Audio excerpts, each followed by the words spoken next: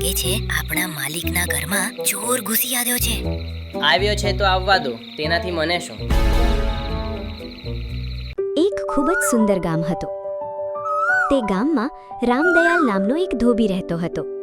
તે ખૂબ જ મહેનતુ માણસ હતો. તે ગામના લોકોના કપડાં ધોઈને પોતાનું ગુજરાન ચલાવતો હતો. રામદયાલ પાસે બોલુ નામનો એક ગધેડો હતો.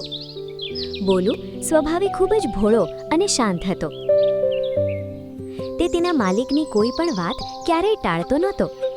રોજ સવારે ઉઠતાની સાથે જ રામદયાલ બોલુને બોલાવીને કહેતો, આવ મારા મિત્ર, આજે પણ આપણે આપણું કામ શરૂ કરીએ. બોલુ પણ તેના માલિકનો અવાજ સાંભળતા જ ખુશી ખુશી ઊભો થઈ જતો. રામદયાલ કપડાની ભારે પોટલીઓ બોલુ પર લાદીને તળાવ તરફ લઈ જતો, પણ બોલુએ ક્યારેય ખોટું લગાડ્યું નહીં. તે માનતો હતો કે માલિક માટે કામ કરવું એ તેની ફરજ છે. એ જ ઘરમાં શેરુ નામનો એક કૂતરો પણ રહેતો હતો. તે રાત્રિના સમયે ઘરની ચોકી કરતો હતો. જો ઘરની પાસે કોઈ આવે તો તે તરત જ ભસવા લાગતો હતો. પણ છેલ્લા કેટલાક દિવસોથી રામદયાલ શેરુ પર ધ્યાન આપતો નહોતો. તેણે શેરુને બરાબર ખાવાનું આપવાનું બંધ કરી દીધું હતું.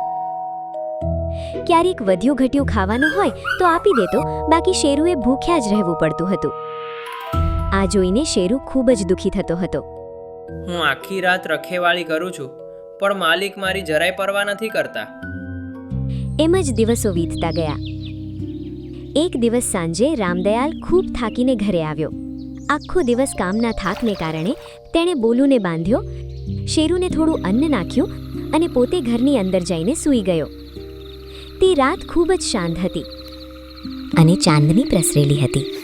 બધા ગાઢ ઊંઘમાં હતા. ત્યારે જ ઘરની પાસે એક ચોર આવ્યો.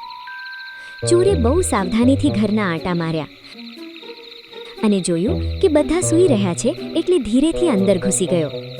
બોલુને કોઈ પગરવ સંભળાયો. ઓ શેરુ, ઓય! હા, શું વાત છે? શું તને પેલો અવાજ સંભળાય છે? લાગે છે આપણા માલિકના ઘરમાં ચોર ઘૂસી આવ્યો છે. આવ્યો છે તો આવવા દો, તેનાથી મને શું. બોલુ નવાઈ પામી ગયો. આ તું શું કહી રહ્યો છે ભાઈ? ઘરમાં ચોર ઘૂસે તો ભસીને માલિકને સાવધ કરવા એ તારો ધર્મ છે ને? શેરુએ થોડા ગુસ્સામાં કહ્યું.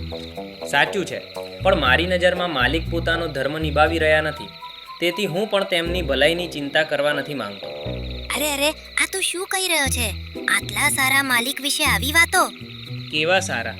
તું રોજ તળાવ પર કપડાં ડસડે છે, તારું કામ તેમને દેખાય છે, એટલે તેઓ તને સાંઢની જેમ ખવડાવે છે. પણ ઊંઘ ત્યાગીને જે રખેવાળી હું કરું છું તે તેમને દેખાતી જ નથી. એટલે મને ત્યારે જ કંઈક ખાવા મળે છે જ્યારે કંઈક વધે છે, બાકી એ પણ નહીં. મારામાં હવે ભસવાની પણ તાકાત નથી. જા અહીંથી. ના દોસ્ત, એવું ના કે. આ બદલો લેવાનો સમય નથી. ઉઠ, એકવાર જોરથી ભસીશ તો માલિક જાગી જશે.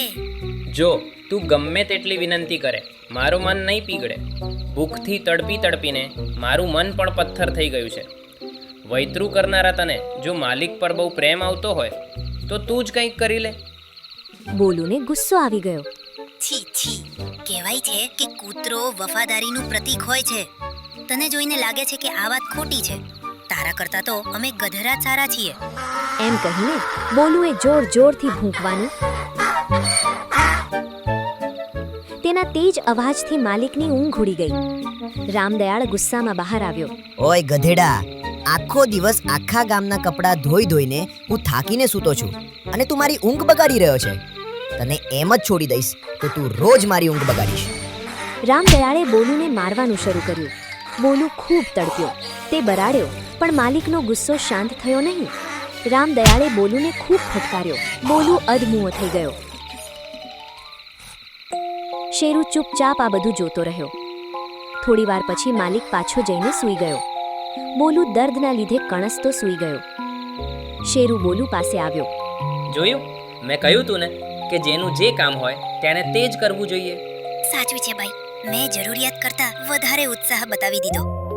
શેરુ શાંત ઊભો રહ્યો. રાત વીતી ગઈ, પણ બોલુ દર્દના લીધે ચાલી પણ શકતો નહોતો. રામદયાળને પણ પછીથી પોતાની ભૂલનો અહેસાસ થયો. મેં બોલુને શું કામ માર્યો? તે તો કદાચ મને સાવધ કરવા માટે જ બૂમો પાડતો હતો. પણ શેરુ હજુ પણ મૌન રહીને બધું જોતો રહ્યો. જેનું જે કામ હોય તેણે તે જ કરવું જોઈએ.